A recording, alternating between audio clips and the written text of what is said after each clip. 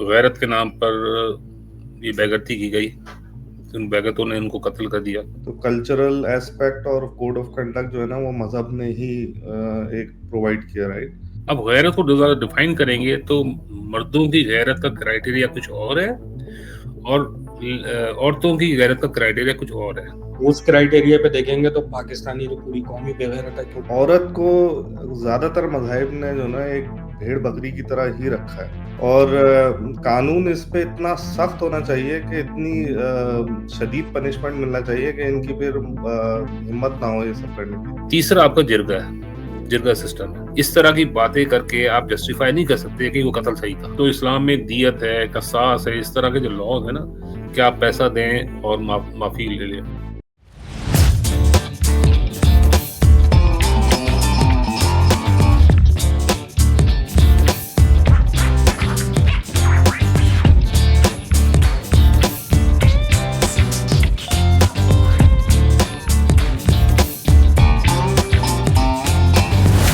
Hello दोस्तों, आज काफ़ी दिन बाद हमने ये प्रोग्राम कर रहे हैं। कोशिश कर रहे हैं कि पाकिस्तान के जो रीसेंट वाक़यात हुए हैं, बहुत ही हॉरिबल किस्म के, खौफनाक, दहशतनाक किस्म की दास्तानें हैं जो पाकिस्तान में बदकिस्मती से रोज़ाना का अब मामूल बन गई हैं। और मुझे तो ऐसा लगता है कि बहुत सारे वाक़यात जो हैं वो ये रेगुलर बुनियादों पे होते हैं, मुख्तलिफ़ शहरों में, कस्बों में, गाँव देहातों में।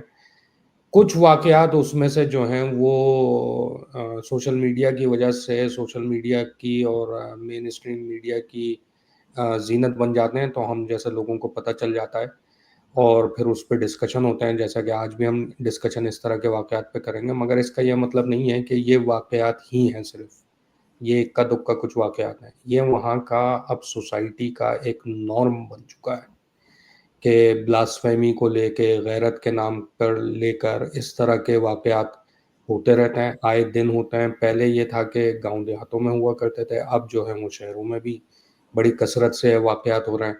और फिर उसके बाद जो है एक नॉर्मल पैटर्न है जो आपको नज़र आएगा कि जिनके साथ ये वाक़यात होते हैं, उनके घरवालों को फिर डरा-धमका के आपका उनको सामने लाया जाता है और फिर वो जो है उस कहानी को पलटने की कोशिश करते हैं ताकि जो दुनिया में उनकी बदनामी हो रही है पाकिस्तान की, उसको कुछ कम किया जाए। और पलटने की कोशिश इस तरह करते हैं कि इस तरह की बातें करते हैं कि किसी तरह वो जो कुछ हुआ है, जो दहशतगर्दी, जहालत और गुंडागर्दी की गई है और एक जो कहना चाहिए कि मॉरल फैब्रिक जो है इस कौम का जो है वो बिल्कुल ख़त्म हो चुका है, ब्रेक डाउन हो चुका है जिसका, उसको जो है ना थोड़ा-सा कुछ सॉफ़्टन करने की कोशिश करें, ऐसे जस्टिफ़ाई करेंगे। मिसाल के तौर पे अगर किसी औरत ने पसंद की शादी कर ली, उसको मार दिया, तो फिर उसके घरवालों को फ़ोर्स करके लाएँगे दोनों तरफ से और लाके बोलेंगे कि भाई इन्होंने शादी नहीं की थी, इन्होंने जो है एक-दूसरे के साथ चीटिंग करी और ज़िना किया और ये। अबे भाई जो कुछ भी किया साला ये हक किसने दिया कि तुम अपने हाथ से जो है ये इस तरह का कुछ करो? और अगर उन्होंने किया है तो ये उनका आपस का मामला है ना यार। तो ये मोहल्ले वाले और ये साले खानदान वाले कौन होते हैं जो बीच में इस तरीके के सारे टोपी ड्रामे करते हैं। बहरहाल लेकिन ये एक नॉर्मल अब ट्रेंड बन गया है कि पहले ये लोग मारते हैं, फिर जब अगर वो मीडिया में आ जाता है तो फिर आके वो जो है उसकी इस तरह की जस्टिफिकेशन देते हैं जिसको सिवाय इसके और कुछ नहीं कहा जा सकता कि जो है उज़र गुनाह इज़ बदतर अज़ गुनाह, यानी कि जो गुनाह का जो वो दी जा रही है जस्टिफिकेशन वो गुनाह से भी बदतर है। तो ये सारा काम हो रहा है, तो इस पे हम आज डिस्कशन करेंगे। जीएन भाई आप बताइए इस पे कुछ जो ताज़ा तरीन जो वाक़यात हुए हैं, आपके पास क्या डिटेल्स है उसकी? थैंक यू भाई। सबसे पहले तो जैसे एक बलूचिस्तान में जो एक कपल का वाक़या हुआ, जो बहुत ही काबिल मज़म्मत बात थी और गैरत के नाम पर ये बेगरती की गई। उन बेगरतों ने इनको कत्ल कर दिया और बहुत वो तो खैर वीडियो किसी ने भेजी, मैं तो देख भी नहीं पाया। तो खैर उसके बाद जो है वो वाक़ये के मेरे ख़्याल में 2 या 3 दिनों के बाद पिंडी में दूसरा वाक़या हुआ, सेम उसी तरह जिरगा सिस्टम का, जिसमें सिद्रा नामी एक 20-21 साल की बेचारी लड़की, उसको भी इसी तरह कत्ल कर दिया गया। तो अभी ये शहरों में हो रहा है ना, ठीक है? और ये तो हो रहा है, लेकिन इस दौरान मैंने एक चैनल में देख रहा था, तो एक एंकर ने कहा कि ये जो भी वाक़यात हैं ठीक है, आप इसको इस्लाम से क्यों जोड़ रहे हैं? इस्लाम से इसका क्या ताल्लुक है? तो मैं चाहूँगा कि आज थोड़ा इस पे बात की जाए कि जितने ये वाक़यात इस तरह के हो रहे हैं, उससे इस्लाम का क्या वाक़ई ताल्लुक है, या इस्लाम इसको कहीं न कहीं आगे जाके सहूलत फराहम करता है, ठीक है? अब अगर थोड़ा-सा मैं आपको बताऊँ कि पाकिस्तान में अगर आप देखें कि कितने लॉज़ चल रहे हैं, तो तकरीबन 3 हैं। एक तो आपका जो है अदालती निज़ाम है, दूसरा आपका शरिया निज़ाम है, शरिया कोर्ट्स हैं, तीसरा आपका जिरगा सिस्टम है। अच्छा, जिरगा सिस्टम की जब बात आती है तो हमारे ज़हन में आता है कि ये अंदरूनी सिंध और बलूचिस्तान और केपी के इस तरह हो रहा है, इवन पंजाब। तो सबसे वैसे तो देखा जाए तो डेटाबेस के हिसाब से सबसे ज़्यादा केसेस हैं वो पंजाब से हुए हैं, ठीक है? तो एक तो ये जिरगा सिस्टम है। अब जिरगा सिस्टम के बाद फिर होता क्या है, अब कत्ल एक हुआ, कत्ल होने के बाद फिर क्या होता है? अब कानून हरकत में आता है जी, प्रेशर की वजह से, मीडिया की प्रेशर की वजह से, सोशल मीडिया की प्रेशर की वजह से फिर कानून हो जाता है। उसके बाद जो एक रोल होता है ना, वो होता है आपके, क्योंकि बेसिकली जो कत्ल कर रहे हैं वो बासर अफराद होते हैं, ठीक है ना? सरदार हो गए, इस तरह के लोग हो गए, ठीक है? अगर नहीं भी है, फ़र्ज़ करें किसी का ख़ानदान में भी हुआ तो, लेकिन बहरहाल उसके फिर पीछे बैकअप में आपके मौलाना हज़रात आ जाते हैं कि नहीं ये सही हुआ है। अब देखिए ना, इसकी जस्टिफ़िकेशन दी जा रही है कि जी वो तो उसके वो औरत के 5 बच्चे थे और ये भाग गई थी, ये थी। इस तरह की बातें करके आप जस्टिफ़ाई नहीं कर सकते कि वो कत्ल सही था। कत्ल कत्ल है, कत्ल का आपको कोई हक नहीं है, ठीक है ना? आपके पास अदालतें हैं, अदालत से कोई चीज़ होती है तो आगे ठीक है, लेकिन ये आप अपने नाम अपने हाथ में कैसे कानून ले सकते हैं? तो उन साहिबा का जो कहा कि इस्लाम किस तरह इसमें इस्लाम का नाम क्यों लिया जाता है, तो इस्लाम का नाम इसलिए लिया जाता है भाई कि आगे जाके जब मामला कोर्ट में पहुंचते हैं तो इस्लाम में दियत है, कसास है, इस तरह के जो लॉज है ना, कि आप पैसा दें और माफ़ी ले लें। और पैसा तो कौन देता है? आदमी बाद जिसके पास पैसा होगा, तो इसका मतलब जो अमीर लोग हैं उनके लिए कोई प्रॉब्लम नहीं है, वो कत्ल करें। अभी कराची में जो हुआ था एक नताशा वाला वाक़या, वो आपके सामने है, जो एक्सीडेंट हुआ था, वो छूट गई ना पैसे दे के, खत्म हो गई बात। पैसा है, पैसा फेंको तमाशा देख। तो इसलिए मैं कह रहा हूँ कि इस्लाम का कहीं न कहीं इसमें आता है, और इस्लाम का अगर आप देखें तो फिर आगे टॉपिक आता है कि हमारा कि ये क्या है, आखिर क्या वजह है? तो आपको पाकिस्तान में तकरीबन 30 से 45 हज़ार, कुछ कहते हैं 30 हज़ार, कुछ कहते हैं 45 हज़ार मदरसे हैं, ठीक है? और उसमें तकरीबन कोई 2.5 करोड़ बच्चे उसमें मदरसे में तालीम हासिल कर रहे हैं, ठीक? इसमें हम आगे बढ़ के बात करेंगे, लेकिन कहने का मकसद ये है कि ये 3 निज़ाम चल रहे हैं पाकिस्तान में, तो इस तीनों निज़ाम की वजह से कोई एक होना चाहिए ना, कि अगर आप वेस्टर्न कंट्रीज़ में देखें, यहाँ पर देखें, कोई करता है तो कोर्ट में जो भी फैसला होता है वो फिर आपको इम्प्लीमेंट कानून ऑफिसर वगैरह कर जाते हैं, वो होता है। पाकिस्तान में इसलिए नहीं हो पाया कि वो 3 जो सिस्टम चल रहे हैं ना, वो 3 आपस में ही कॉन्फ्लिक्ट कर जाते हैं, और उसका फ़ायदा जो है वो कातिल को हो जाता है। जी। और ये जो 40-45 हज़ार मदरसे हैं, इनमें कितने बच्चे तालीम याफ्ता हैं? तकरीबन 2.5 करोड़। 2.5 करोड़। पाकिस्तान की टोटल आबादी कितनी है? कुछ कहते हैं 25 करोड़, 26 करोड़, 22 करोड़, इस तरह के लगभग है। सेंसस तो कभी भी पाकिस्तान में जो है वो, जैसे कोई भी काम ठीक नहीं होता तो सेंसस कैसे ठीक हो सकता है? एक अंदाजा है कि इतना ही होगा। लेकिन मैं ये कहता हूँ कि ये जो 2.5 करोड़ बच्चे हैं, ये तो बाकायदा इनको तो वो लोहे की टोपी पहना कर वो शाहदौला के चूहे बनाया जाता है मजहब की, जिनकी सोच जो है एक खास उससे बाहर निकलती नहीं है, उसके अलावा वो कुछ देखते नहीं है। मगर पाकिस्तान की ये जो बाकी मानदा 23-24 करोड़ लोग हैं, अगर उन 2.5 करोड़ को 25 में से निकाल दें तो जो बचते हैं 22 करोड़ या 23 करोड़ या 20 करोड़ व्हाटएवर, उनकी मेजॉरिटी भी जो है ज़्यादातर वो किसी न किसी तौर पे इन्हीं सारी चीज़ों की गुलाम है ज़हनी तौर पे, जिसमें आपका कबायली सिस्टम आ जाता है, आपका ज़ात बिरादरी का सिस्टम आ जाता है, आपका मज़हबी सिस्टम आ जाता है। जिसकी वजह से ये जो मैं ये कहता हूँ ना कि आज आप अगर ये वाक़यात जिनको आप बयान कर रहे हैं, जिनका मैंने इंट्रो में भी बोला कि इस तरह के वाकयात अब रोजाना का मामूल बन चुके हैं। ये वाकयात की पस मंजर में जाना जरूरी है कि ये वाकयात होते क्यों हैं। चलो गांव देहातों में हो रहा है, वहां तो जहालत है, एक जो है कबायली सिस्टम है वहां पे ये सब चीजें हो रही हैं। शहरों में क्यों हो रही हैं? तो शहरों में भी इसलिए हो रही हैं कि जो ये मैंने बात करी, ये सुनने में तो बड़ी तकलीफ दह बात है, मगर ये बहुत हकीकत है इस बात के अंदर कि जो आपकी मेजॉरिटी है जो शहरों में भी जो रहती है, वो भी किसी ना किसी तरह इन तमाम चीज़ों से इस हद तक इन्फ्लुएंस है कि ये वाकयात वहाँ पे वो होने दिए जाते हैं। और ना सिर्फ होने दिए जाते हैं, फिर बल्कि आपका पूरा सिस्टम आकर इन वाकयात को कवर करता है। इनमें जो लोग मुलव्विस होते हैं वो किसी न किसी तरह उनको बचाने के लिए पूरी आपकी मजहबी मशीनरी, सरकारी मशीनरी, आपकी जो पॉलिटिकल और जो इस्लामी जमातें हैं, वो सब इसके अंदर इन्वॉल्व होके, और फिर आपकी सोसाइटी के जो कहना चाहिए लोग हैं, वो सारे किसी ना किसी तरह इसको सपोर्ट करते नजर आते हैं। आप मैं तो अभी सोशल मीडिया पे देखकर ये हैरान परेशान होता हूँ कि जहाँ पे कुछ लोग खुल के इन सब चीज़ों के इस ईवल के अगेंस्ट बात करते हैं, बहुत सारे नई नस्ल के पढ़े लिखे बच्चे जो हैं इन चीज़ों को जस्टिफाई करते हुए नजर आते हैं।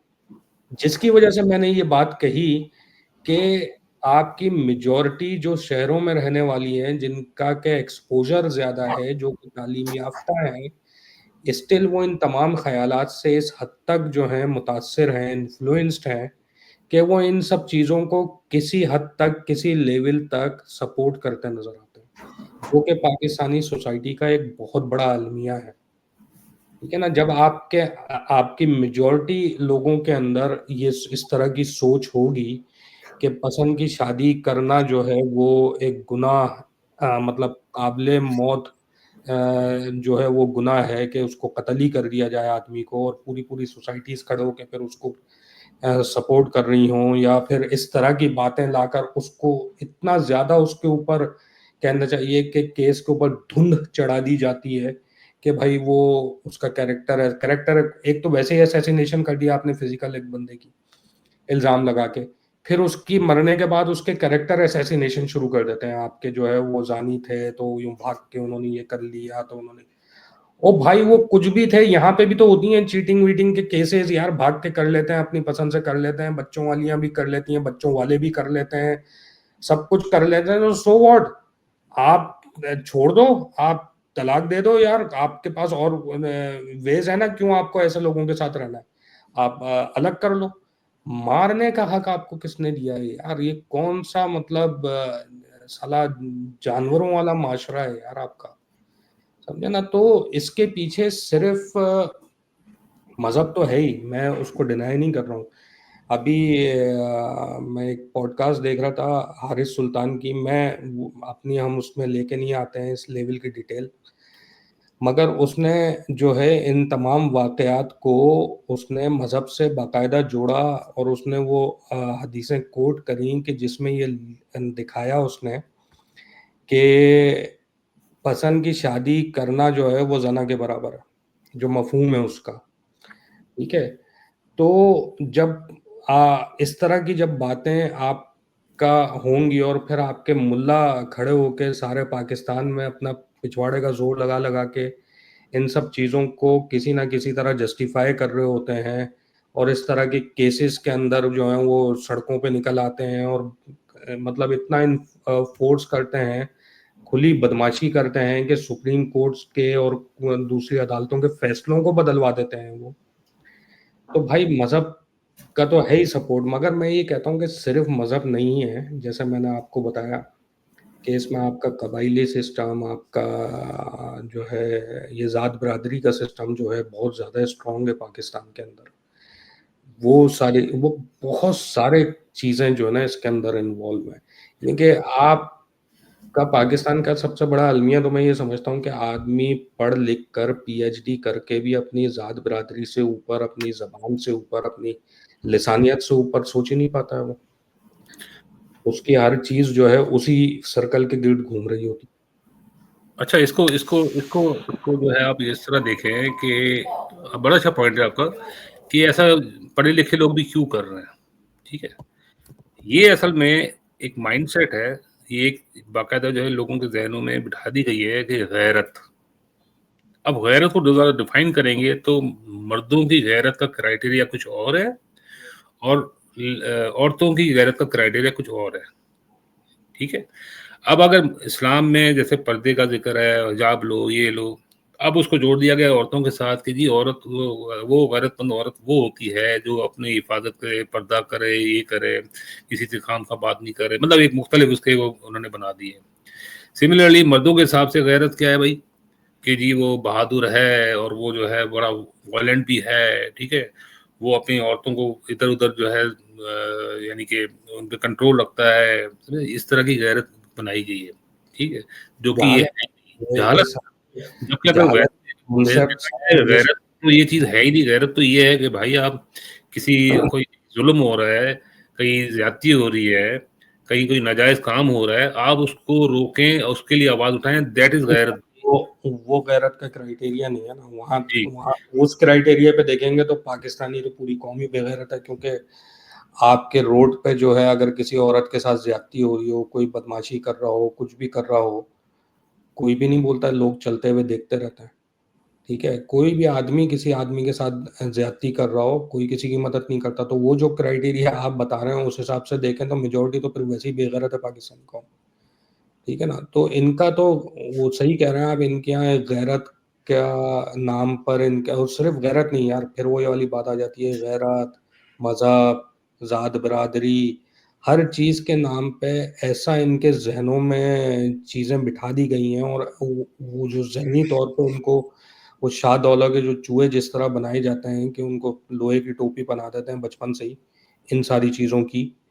और वो उनकी सोच जो है, चाहे वो पीएचडी क्यों ना कर लें, उनकी सोच सालों की इस लोहे की टोपी से आगे बढ़ के देखने को तैयार ही नहीं।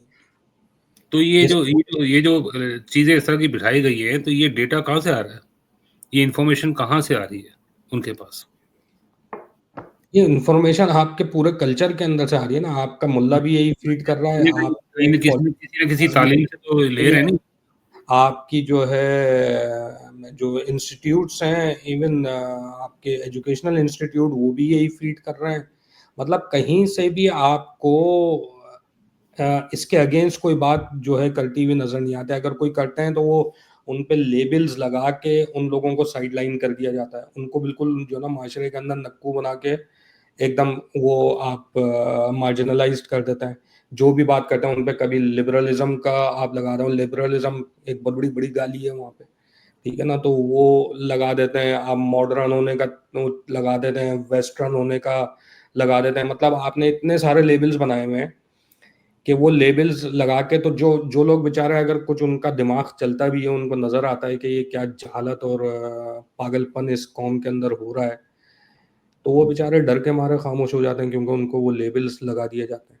हुँ। तो भाई तो इस इसका थोड़ा-सा अगर आप बैकअप करेंगे ना, अगर कि ये जितनी भी सोसाइटीज़ हैं, मज़हब जो है उन्होंने एक ना एक आपको जो है कोड ऑफ कंडक्ट शुरू में आपको दिया। ज़्यादातर सोसाइटीज़ आप उठा के देख लें 3000 साल पहले, 4000 साल पहले, तो कल्चरल एस्पेक्ट और कोड ऑफ कंडक्ट जो है ना वो मज़हब ने ही एक प्रोवाइड किया, राइट?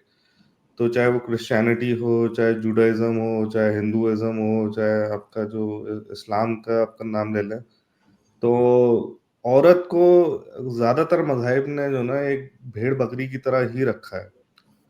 चाहे आप उसका जितना भी ग्लोरीफाई कर लें, किसी ने कम रखा है, किसी ने ज़्यादा रखा है, बट वो एक आपकी प्रॉपर्टी है।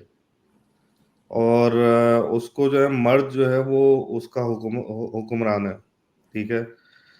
तो जब तक ये माशरे उसी को कोड ऑफ कंडक्ट ले रहे थे, बिल्कुल जिसे कहते हैं कल्चर और मज़हब जो बिल्कुल जो मिला हुआ था, तब तक यही हिसाब-किताब चल रहा था। मैं अभी पढ़ रहा था कि इटली के अंदर भी आर्टिकल 587 जो है, मैंने नोट भी किया है इसको, कि 1981 तक ऑनर किलिंग जो थी ना, एक के मर्द ने अपनी वाइफ को या डॉटर को या सिस्टर को अगर बेस्ड ऑन ऑनर उसको मारा है तो कोर्ट बड़ा लीनियंट उसके साथ वो करता था, बर्ताव करता था 1981 तक। फ्रांस के अंदर 1970s तक जो है कोर्ट जो है रेड्यूस पनिशमेंट देता था अगर वो रेज के अंदर आके ऑनर के उसके ऊपर उसने कोई मार दिया किसी को, अपनी बहन बेटी को।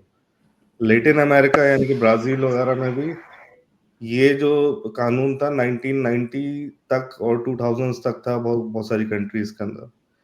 तो बेसिकली हुआ ये है कि आहिस्ता आहिस्ता करके जब इंसान के अंदर शऊर आना शुरू किया, उसने मजहब के अलावा भी चीजों को देखना शुरू किया है। आप अपने जो भी कानून है, फरसुदा जो कानून है कि औरत जो है वो आपकी मिल्कियत है या आपकी बहन बेटी माँ जो है वो आपको जवाब दे और वो सारी इज्जत जो है उसी से जो आपने जोड़ी हुई है। इन चीजों पे जब तक आप सवाल नहीं करेंगे, जब तक पढ़े लिखेंगे नहीं, जब तक आप अपने आप से सवाल नहीं करेंगे कि ये क्या जहालत है और आप आंखें बंद करके फॉलो करते रहेंगे तो फिर यही होता रहेगा, राइट। और कानून इस पे इतना सख्त होना चाहिए कि इतनी शदीद पनिशमेंट मिलना चाहिए कि इनकी फिर हिम्मत ना हो ये सब करने की। मगर अंदर से जो कानून बना रहे हैं वो भी इसी तरह की सोच रखते हैं। वही तो कह रहा हूँ मैं कि ये जो अभी तुमने सारी एग्जाम्पल्स दिए हैं, इससे नज़र आता है कि अगर ऐसा कुछ है भी, जो तुम सही कह रहे हो, उसका तारीखी एक बैकग्राउंड है कि मज़हब ने औरत को as a commodity, as a मिल्कियत, एज अ जो है ना वो सब ट्रीट किया, तमाम मज़ाहिब ने। और वही चीज़ फिर कल्चर्स के अंदर भी आ गई, क्योंकि औरत से उन्होंने अपनी मिल्कियत ले समझ के उन्होंने गैरत और ये सारा कॉन्सेप्ट आया। मगर हर जगह रिफॉर्म्स हुई हैं यार, चाहे क्रिश्चियनिटी हो, क्रिश्चियन माशरा हो, हिंदुइज़्म हो, जुडाइज़्म हो, कोई भी माशरा हो, वहाँ पे रिफॉर्म्स हुई हैं। और अब तो कहना चाहिए कि अरब माशरे में भी आपको नज़र आ रही हैं रिफॉर्म्स होती हुई, सऊदीया वगैरह में, दुबई में आप देखें, वहाँ पे भी इन चीज़ों से अब आगे निकला जा रहा है, दो कि अभी भी वो काफ़ी कंपैरेटिवली बैकवर्ड हैं। Still they are now realising कि यार हमें इन चीज़ों से ऊपर उठना पड़ेगा, इक्वालिटी के ऊपर जाना पड़ेगा, वरना आप जो है दुनिया के साथ कम्पीट नहीं कर पाएंगे। लेकिन अफसोस की बात यह है कि पाकिस्तान, अफगानिस्तान, जिस जीएन भाई से मेरी ऑफलाइन बात हो रही थी, तो मैंने 3-4 कंट्रीज़ के नाम दिए कि पाकिस्तान, अफगानिस्तान, ईरान वगैरह जो हैं, बांग्लादेश इवन, ये वो मुसलमान ये कंट्रीज़ हैं इस सब कॉन्टिनेंट की, कि जहाँ पे इस लेवल पर कोई रिफॉर्म होती नज़र नहीं आती। और अगर कोई रिफॉर्मर भी मैं नहीं कहूँगा कि कोई आया है, कोई आदमी, कोई पॉलिटिकल आदमी या कोई इंटेलेक्चुअल आदमी इस लेवल पे कोई बात भी करता है, तो बात वही आ जाती है कि उसको ऐसे लेबल्स लगाकर मार्जिनलाइज कर दिया जाता है, कॉर्नर कर दिया जाता है कि रिफॉर्म्स किसी सूरत हो ही नहीं रही हैं। आज भी वही सब कुछ चल रहा है।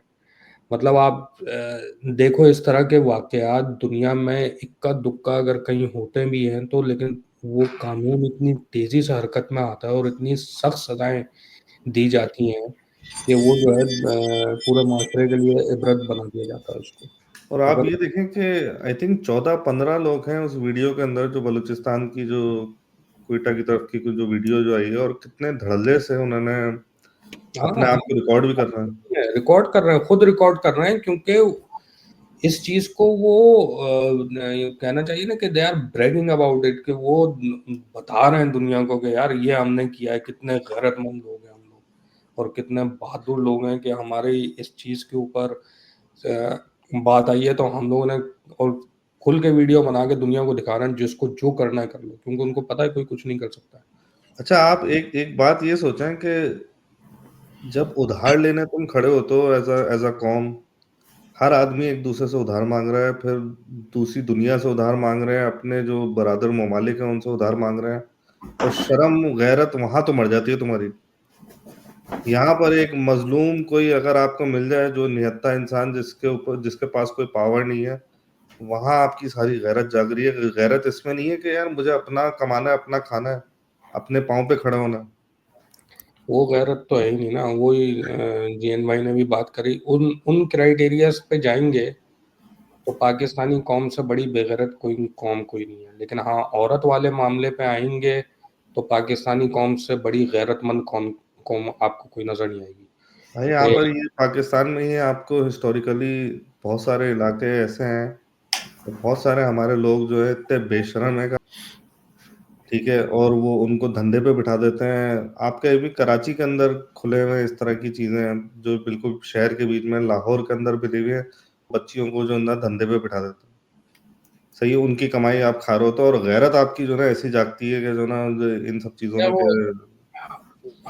वो भी एक एस्पेक्ट है, मगर मुझे लगता है कि उसमें गुर्बत और पॉवर्टी और जो उस लेवल तक लेके चले गए हैं कि उनके पास इज्जत बेचने के अलावा कोई ऑप्शन नहीं है। तो मेरा ख्याल है वो एक थोड़ा मैं कंपैरिजन कर रहा हूँ। गरीब तो ये लोग भी हैं जो जो भी मारे गए हैं, ये भी गरीब लोग ही है ना। अमीर लोगों के अंदर तो ये चीजें कम है, मगर हैं अभी, क्योंकि वो जो ले दे के जो वेस्टर्न माशरे में जो आपको कुछ चीजें एग्जाम्पल मिलती हैं कि ऑनर किलिंग हो गई या ये हो गया, वो भी मैं मेरे मुंह से कुछ निकलेगा, हमारे या तो पाकिस्तानी होते हैं या फिर कुछ अरब ममालिक के कुछ आपको मिलेंगे आपके जो ना, तो वो भी यही निकलते हैं वहां से। हाँ, ज्यादातर यही निकलता है। अच्छा फरहान भाई, अभी आपने एक बात की थी ना कि इस तरह की कोई अगर उसके खिलाफ की बात भी करे तो उसके जो एग्जाम्पल है ना, जो गवर्नर तासीर थे, सलमान तासीर, उसने क्या कहा, उसने बोला था ये अंधा कानून है, इस तरह की बात की थी। तो उसके बाद क्या हुआ, उसी के गार्ड ने इसको जो है उसी के मतलब मार दिया। और उस गार्ड की जो नमाज जनाजा आप देखेंगे, आप हैरान और परेशान हो जाएंगे, इतने लोग थे, ठीक है। और उसी की बेस पे फिर ये तहरीक लब्बैक एक बनाई गई, आई आई जो कि ISI फंडेड है बेसिकली जमात, उसको किया गया, वो इलेक्शन भी उससे लड़ाए गए। जो उसके खादिम रिजवी थे, जो लंगड़ा था, फिर उसको बाद में मार दिया, जैसे वो उसके लिए खिलाफ हुआ तो उसको मार दिया। फिर इसका बेटा आ गया साद रिजवी। अभी रिसेंटली इस्लामाबाद हाई कोर्ट ने जो है वो ब्लास्मी के जो केसेस हुए थे, तकरीबन 430 बच्चे, 450 के करीब, जिसमें से 24, 25, 26 लोगों को मार दिया गया है। एक पूरा गैंग है, ठीक है। वो हनी ट्रैप के जरिए इस तरह करके वो ब्लास्मी के लगा के पैसे बटोरता है, उसमें FIA भी इन्वॉल्व है। तो उसके बेस पे इस्लामाबाद हाई कोर्ट के जो जज है उसने कहा कि गवर्नमेंट को बोला कि इस पे जो है कमीशन बना के इसकी जो है रिपोर्ट दी जाए फौरन। इसके बाद साद रिजवी और मौलाना फजलू, पता नहीं फजलू क्या कहते हैं उसको, फजलुर रहमान, हाँ, जो भी है। तो ये जो है इन्होंने जो है यार उसका मतलब कुछ और होता है। सॉरी मेरी उर्दू जरा सही नहीं है, जो भी है। तो कहने का मकसद ये है, तो इन्होंने खुलेआम धमकी दी कि जो है इनको आप करके दिखाओ। आपको मालूम नहीं है कि पहले क्या हो चुका है, और ये मतलब खुलेआम उन्होंने कत्ल की धमकी दे दी कि भाई तुम करके दिखाओ। और उसके बाद वफाकी हुकूमत को ये अपना फैसला वापस लेना पड़ा, कोई कमीशन नहीं बन रहा। तो ये इतने ताकतवर हैं भाई, जो मैं मदरसे की बात कर रहा हूँ ना। इसलिए ताकतवर इसलिए हैं कि इनको ताकतवर होने के मौके दिए जाते हैं। जो आपके कानून नाफिज करने वाले इदारे हैं, जब आप इदारा का नाम लिया कि इनके फंडेड इदारे हैं, फंडेड ऑर्गेनाइजेशन हैं ये सारी, भाई अगर ये चाहें, इन्होंने MQM, PTI और ऐसी कितनी सैकड़ों जमातें जो कि एक रूट्स रखती नहीं अवाम में, सबको नेस्त नाबूद कर दिया, ख़त्म कर दिया, तो इनको नहीं कर सकते? बिल्कुल कर सकते हैं, मगर ये करना नहीं चाहते। ये चाहते हैं कि इस मुल्क के अंदर ये चीज़ हवा खड़ा कर रखा जाए, इस्लामी जो एक्सट्रीमिज़्म है उसका, उससे इनको मल्टीपल फ़ायदे होते हैं। जैसे कार्ल मार्क्स ने कहा था ना कि ये जो मज़हब है ये ओपियम है गरीब लोगों की। तो एक तो ये है, क्योंकि ये इस्तेहसाल करते हैं तमाम आपके जो रिसोर्सेज़ हैं पाकिस्तान की, उसके ऊपर काबिज़ बन के बैठे हुए हैं और उसका सारा फ़ायदा ये खुद उठाते हैं। तो लोग जो हैं आपके गुर्बत के अंदर पिसते चले जा रहे हैं। अब उनके पास ऑप्शन रह क्या जाता है सिवाय इसके कि वो हाथ उठा के दुआएँ माँगे, मज़हबी अपने आप को बुरी तरह कर लें, नमाज़ रोज़ा पढ़ के कुछ कुछ कहीं से कुछ तो उनको तसल्ली और हौसला मिले, झूठा ही सही, मगर उनको ये हौसला तो मिले कि मैं दुआ माँगता हूँ तो मुझे एक तसल्ली मिल जाती है, क्योंकि रिसोर्सेज़ पे तो सारा इनका कब्ज़ा है ना, है। लोगों तक पहुँच नहीं रही है। सबर और सलाह से मदद चाहो। हाँ, तो वो बेचारा उस चक्कर में लगा रखा है इन्होंने। सारी चोरी कर रहे हैं, सारा अय्याशियाँ खुद कर रहे हैं, अपने बड़े-बड़े बंगले, बच्चे बाहर, बाहर जायदादें, सब कुछ सारी दुनिया की अय्याशी जो है, वो कर रहे हैं पाकिस्तान को लूट के, और गरीबों को लगा रखा है मजहब में कि तुम दुआ मांगो, कभी ना कभी तुम्हारे हालात सुधरेंगे, ना भी सुधरे तो तुम्हें जन्नत में कुछ मिल जाएगा इसके बदले, यहाँ तुम ऐसे ही सिसकते रहोगे और हमारे गुलाम बन के रहोगे। तो ये उनकी एक ज़रूरत है जिसकी वजह से उन्होंने इन पार्टीज को, मजहबी पार्टीज को वो फंड करते हैं, इन मदरसों को फंड करते हैं, ताकि मैंने शुरू में इंट्रो में कहा था कि 2.5 करोड़ बच्चे अगर मदरसे में जा रहे हैं और वो ब्रेन वॉश हो रहे हैं, तो आपके जो 22 करोड़ हैं उनकी मेजोरिटी भी किसी ना किसी हद तक मजहब से इन्फ्लुएंस्ड है। दिस इज द रीजन ये है कि अगर वो नहीं होंगे तो वो इनकी बोटियां नोचेंगे ना फिर, कि यार सारा कुछ तो तुम खा रहे हो, हम क्या खाएंगे, हमारे पास क्या बचता है। तो उस चीज से बचने के लिए इन्होंने मजहब में झोंक रखा है पूरी आबादी को। हर आदमी, यानी कि आप अ, इसको तो छोड़ दें, जो मुल्ला ये फजलू वजलू टाइप के लोग जो हैं वो मदरसे के ब्रेन वॉश्ड बच्चे लेके घूमते रहते हैं, बदमाशी करते हैं रोडों पे। भाई जो पढ़े लिखे यूनिवर्सिटी जाने वाले हैं, कितनी सोशल मीडिया पे इस तरह की आती हैं, किस किस तरह के उनके ख्यालात हैं, आप अंदाजा तो करें।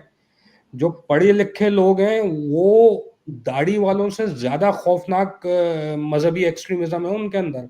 क्योंकि जो मदरसे वाला बच्चा होता है उसकी तो बेचारे की लॉजिक, उसकी सोच में, तो मैं कह रहा हूँ ना, लोहे की टोपी बनाई पहनाई भी होती है, वो बेचारा 2-3 बातों से आ गया, उसको बात पता नहीं होती। बहुत सारे तो ऐसे हैं अभी जो इस्लामाबाद में, ये इन्होंने 1-2 दफा आ गए थे, बैठ गए थे आगे फजलुर रहमान के लोग, तो उनसे जब वो टीवी वाले इंटरव्यू कर रहे थे कि आप क्यों आए हैं, आपको पता है कुछ, कह रहे हैं बस हमारे बड़े जो हैं उन्होंने फैसला कर लिया, उनको पता है, बस हमारे, उनको बेचारों को पता भी नहीं है वो क्यों आए, उनको बोल दिया वो चले गए।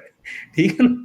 तो ये उस लेवल तक के हैं। अच्छा, जो पढ़े लिखा है ना वो इनसे ज्यादा खतरनाक क्यों है, क्योंकि एक तो वो मजहबी है बुरी तरह, फिर वो अपनी उस मजहबी जुनून को, जहालत को, अपनी उस मजहबी, कहना चाहिए जो कल्चर की बदकारी है, उसको लेकर वो अपनी जो एजुकेशन है ना उससे वो उसको जस्टिफाई करता है। वो ऐसी ऐसी लॉजिकें, ऐसी ऐसी चीजें लेकर आएगा। मदरसे का बच्चे के पास वो सारे अल्फाज नहीं है जो एक पढ़े लिखे यूनिवर्सिटी जाने वाले एजुकेटेड मजहबी क्लास के पास वो अल्फाज है। वो उन सारी चीजों से उस चीज को जस्टिफाई करता है, तो इसलिए वो ज्यादा खतरनाक है मेरी नजर में। और ये आपकी कौम का अलमिया है। तो आपके यार इतने सारे, कहना चाहिए, लेयर्स अपॉन लेयर्स हैं कि आप किस किस चीज को कहाँ कहाँ पे कैसे आप उसका हल निकालेंगे। मुझे तो इसका कोई भी इलाज नजर नहीं आता है। एक एक इलाज अगर अगर अगर अगर विल हो ना तो हो सकता है। अब अरे मिसाल के तौर पर किसमें भाई, किसमें आएगी विल, कौन देखिए ना, करेगा ये? जिनके पास पूरी ताकत है, एब्सोल्यूट कंट्रोल है जिनके पास, एब्सोल्यूट पावर है जिनके पास, एब्सोल्यूट अथॉरिटी और रिसोर्सेस हैं जिनके पास, they don't want to do it. मेरे और आपके पास नहीं है। वो 4 से 5% लोग हैं, हाँ, 4 से 5%, उस ठीक पे है ना, कब्जा वही कर रखे कंट्रोल हैं कर वो। रहे हैं। हाँ, तो ये अगर हम जो ये कोशिश कर रहे हैं, हम कम से कम उस बाकी जो 95% जो अवाम है, वो एक चीज़ थोड़ा सोचें कि ये मदरसे का पर्पस क्या है। देखिए, पर्पस अगर उसको देखेंगे तो पता चलेगा जी, दीनी तालीम और इनको हाफिज़ कुरान बनाना, ठीक है। जबकि कुरान में तो खुदा ने तो ये कहा है ना, जो कि हिफाजत है भाई, हमने इसको नाज़िल किया, हम हिफाज़त करने वाले हैं। खुद तो हिफाजत कर रहे हैं, तुम कौन होते हैं हिफाजत करने आप वाले? कौन होते हो कि इसको हिफ्ज़ करा के हिफाज़त कर रहे हो? चलो, हो सकता है 1400 साल पहले उस ज़माने में प्रिज़र्व करने के लिए कोई और ज़रिया नहीं था, तो आप हिफ्ज़ कर लिया करते थे। समझ में आता है भाई, ठीक है। अब क्यों? अब तो इतने आपके पास जो इतनी टेक्नोलॉज़ीज़ हैं, आप जो है उसको आराम से प्रिज़र्व कर सकते हो। अब तो उसमें कोई चेंज नहीं हो सकता, ज़ेर-ज़बर भी चेंज नहीं होगा। तो वाई उन बिल्कुल। बच्चों को आप जो है ज़ुल्म करके जो है उनको, एक तो उनकी ख्वाहिशात के बरअक्स उनको ज़बरदस्ती आप वो हिफ्ज़ करवा रहे हो। उसकी थोड़ी ख्वाहिश होगी मैं इस पे एक अलग टॉपिक करना चाहिए, क्योंकि इस पे बहुत सारी बातें हैं जो की जा सकती हैं, मगर जाहिर है इसमें मुल्ला ने, मैं वही कहा ना कि करना चाहें तो आप देखें ना 30,000 या 45,000 मदरसे एज उनका एक इंफ्रास्ट्रक्चर तो आदमी जो हिफ्ज करता है वो 7 नस्लों को लेके जाता है। ये तो आपका कॉन्सेप्ट बिठाया हुआ है उन्होंने। अब आप चाहे जितने भी गुनाह करते रहें, शराब पी लें, ज़ना कर लें, जो करना है कर लें, आपके बच्चे ने अगर हिफ्ज कर लिया है, आप गारंटीड जन्नत में बैठे हुए हैं। ये आपका कॉन्सेप्ट दिया हुआ है। तो उस इन चक्रों में लगा रखा है ना पूरी कौम को इन्होंने। तो यही तो कह रहा हूँ मैं कि ये जो आपकी अशराफिया है इस मुल्क की, इसने आपको मजहब के अंदर बाय प्लान्ड, बाय प्रोग्राम्ड जो है आपको झोंक रखा है। इट्स नॉट कि ये खुद से हो गया है भाई, इसके पीछे एक सोची समझी साजिश है।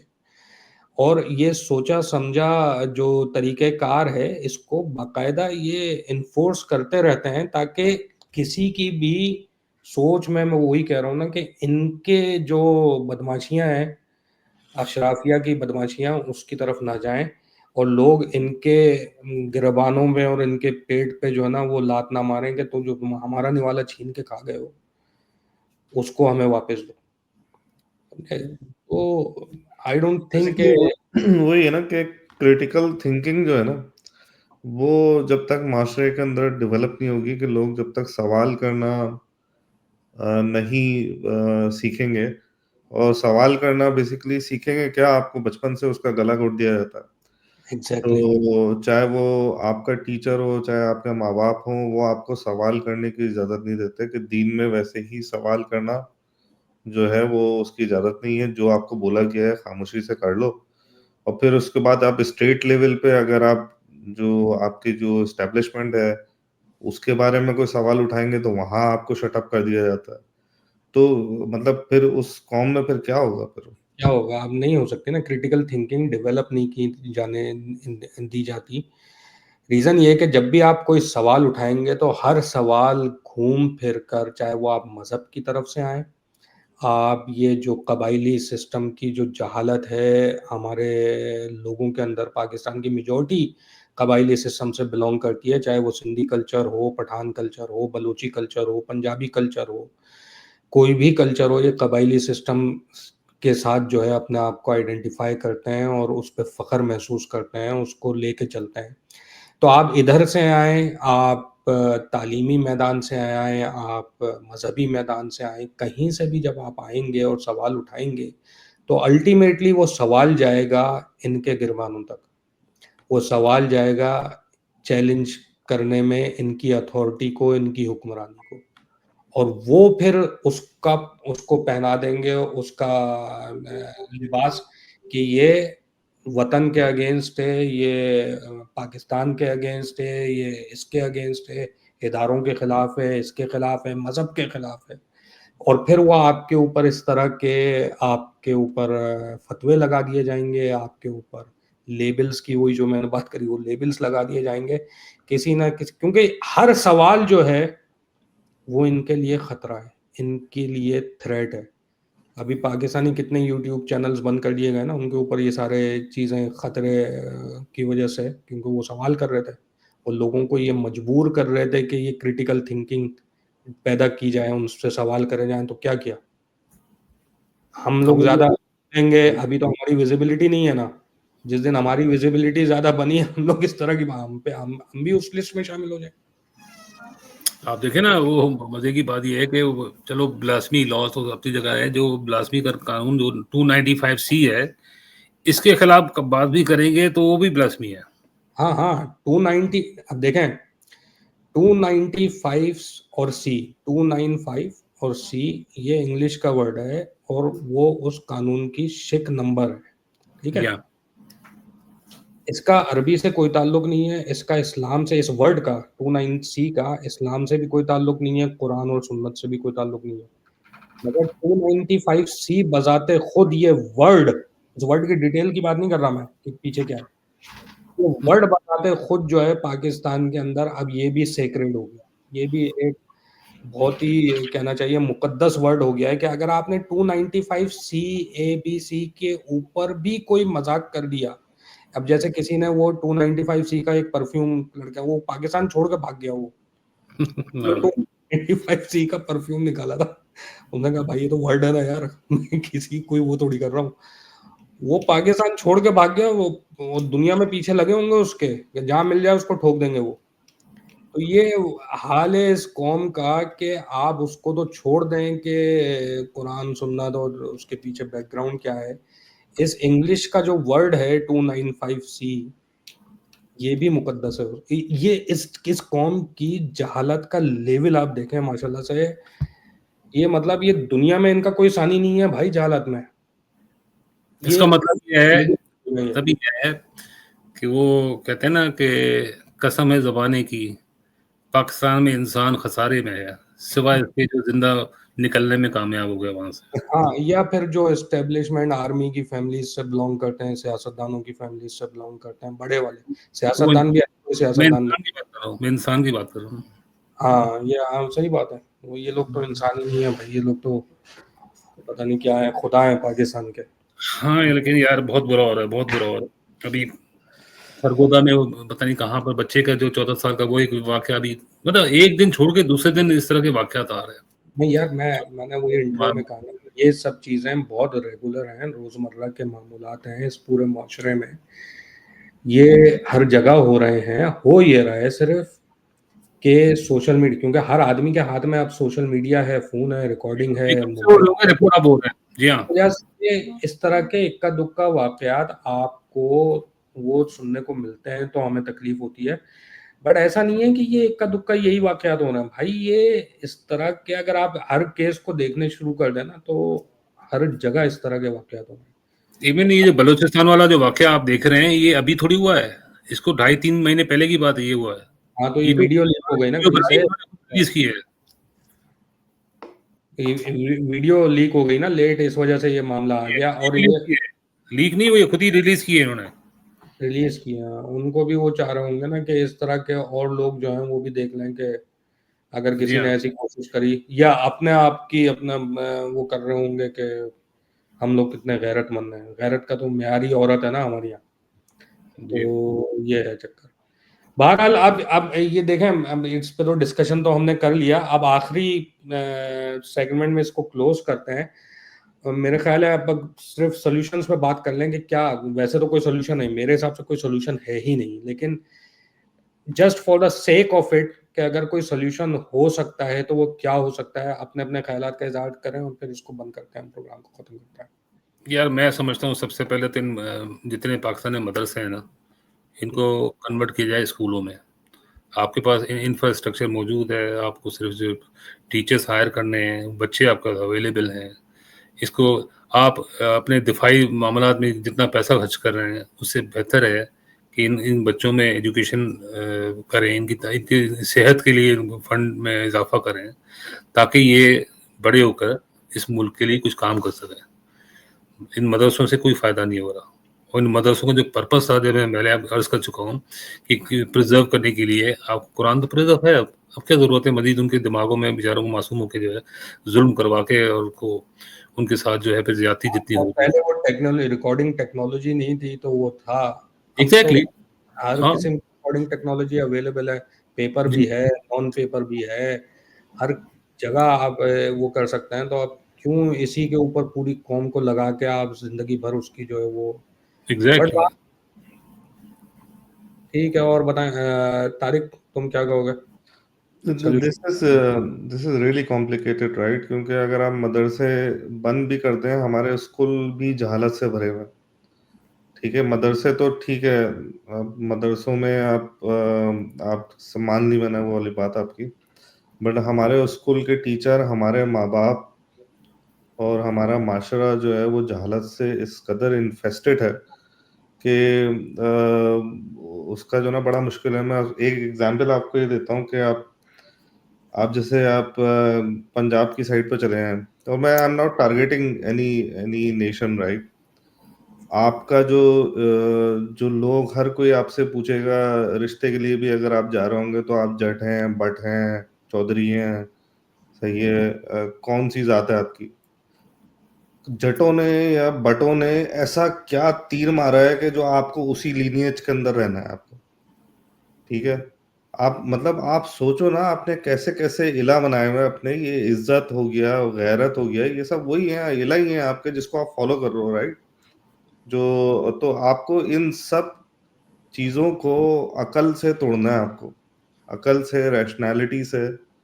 और वो जब तक नहीं आएगा जब तक क्रिटिकल थिंकिंग की जो हमने बात की थी, कि आपके अंदर बचपन से जब आपके कोर्स वर्क के अंदर आपके ये नहीं डाला जाएगा ना कि सवाल क्यों ज़रूरी है, सवाल करना, सोचना क्यों ज़रूरी है, और जो अगर आपको कोई भी कुछ बता रहा है तो उसको असेस कैसे करना है, अगर वो एबिलिटी आप बच्चों में नहीं डालोगे, ठीक है, और उनको इनकरेज नहीं करोगे कि मैं भी जो बोल रहा हूँ आपसे उस पे भी सवाल करो कि मैं ये क्यों बोल रहा हूँ और उसकी क्या वजह क्या है उसकी, और अपनी भी राय लेके आओ, और सब आपस में एक दूसरे से सवाल करें, ठीक है। और फिर हिस्टोरिकल कॉन्टेक्स्ट भी कुछ करें कि आपका जो वेस्टर्न माशरा जो है, जो कामयाब माशरे हैं दुनिया में, उनसे आप वहाँ भागना तो चाहते हो वहाँ से, मगर उस माशरे में जो भी अच्छी जब बातें हैं उसको अडॉप्ट नहीं करना चाहता। हर किसी को पाकिस्तान से भागना है यूरोप के अंदर या अमेरिका के अंदर, मगर अमेरिका और यूरोप से आप गिन खाते हो।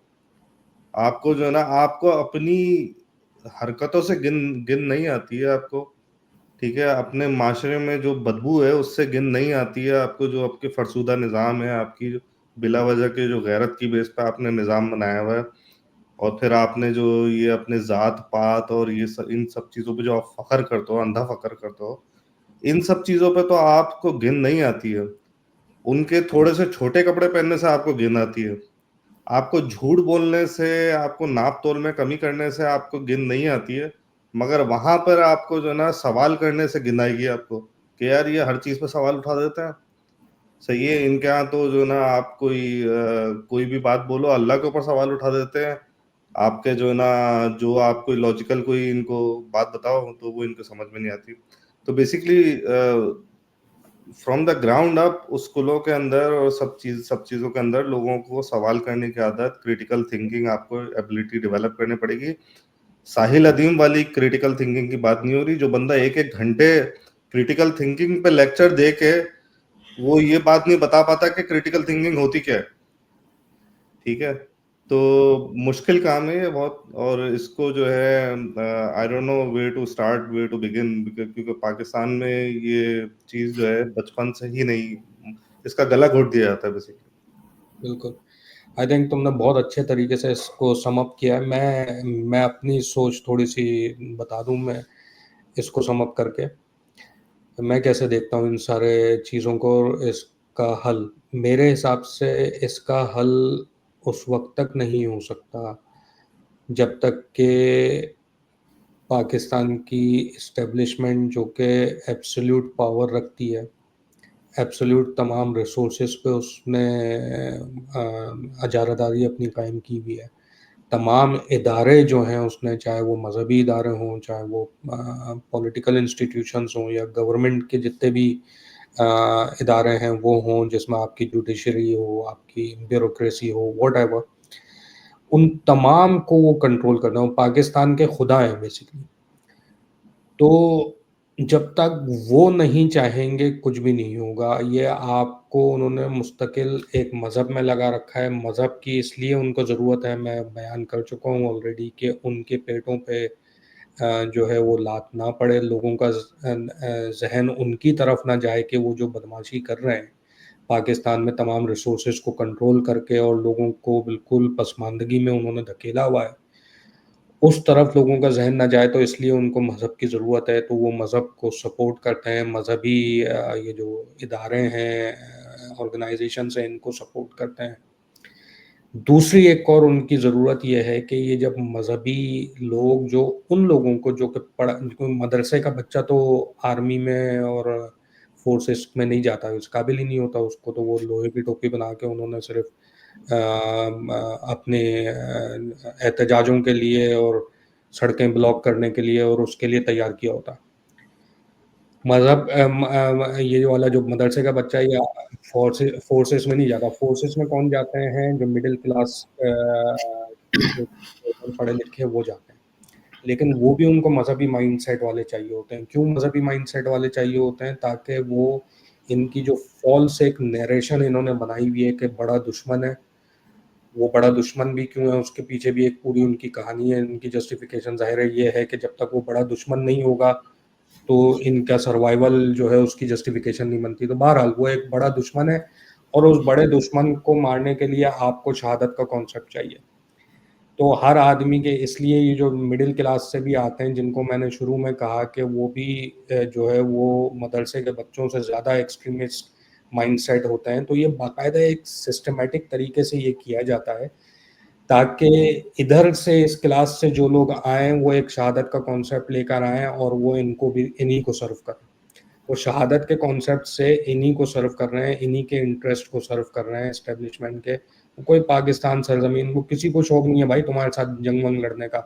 तुम पागल की तरह जो है वो पागलों की तरह लगे पड़े हैं और इन सब चीज़ों में। तो कहने का मतलब ये है कि जब तक आपकी इस्टेब्लिशमेंट, आपके तमाम तालीमी इदारों को इन्होंने बर्बाद किया, जो आप कह रहे हो ना, स्कूल से कॉलेजेस से ये चीज़ आनी चाहिए, वहाँ पे सिस्टमेटिक तरीके से आपने तबाही फेरी है, इसलिए ताकि ये एक्सट्रीमिज़म जो है मजहबी, ये कम नहीं हो, ना हो पाए किसी सूरत।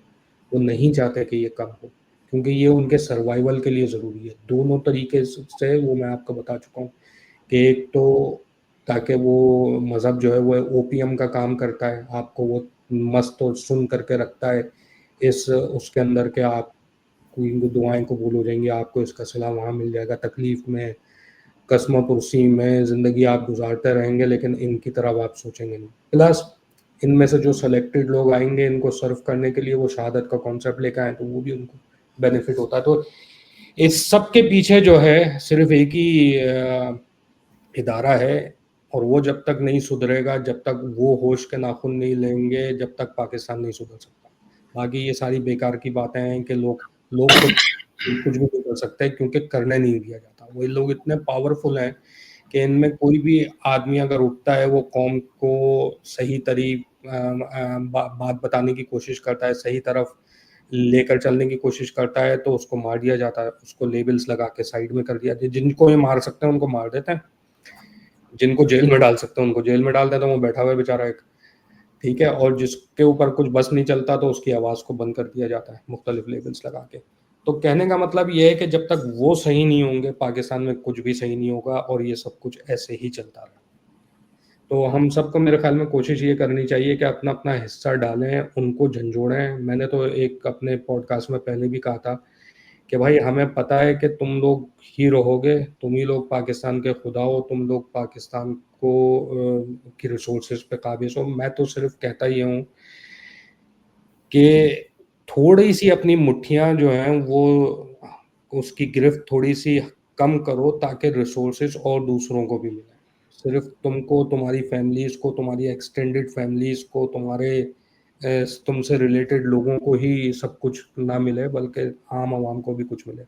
रखो तुम अपने पास 80% अपने पास रखो, 20% तो दो लोगों को यार, वो भी नहीं होता। फरहान फरहान आपका मैसेज पाकिस्तानी के लिए ये है कि हाफिज खुदा तुम्हारा। वही है, वो है ही खुदा है यार, वो लोग खुदा हैं। और वो तो एक आदमी है ना यार, इस इंस्टीट्यूशन की बात है, आज वो नहीं है, कल को जो आएगा उसके बाद वो। बात तो ये है, हकीकत तो यही है। अब इसको आप चाहे आप जितना भी इसको सुर्खी पाउडर करके उसको वो बना लें आप, हल्का फुल्का करके, जो रियलिटी है वो तो यही है यार। नेकेड एग्जैक्ट ट्रुथ जो है वो यही है पाकिस्तान का। तो उस तमाम बुराइयों की जड़ी वो लोग हैं।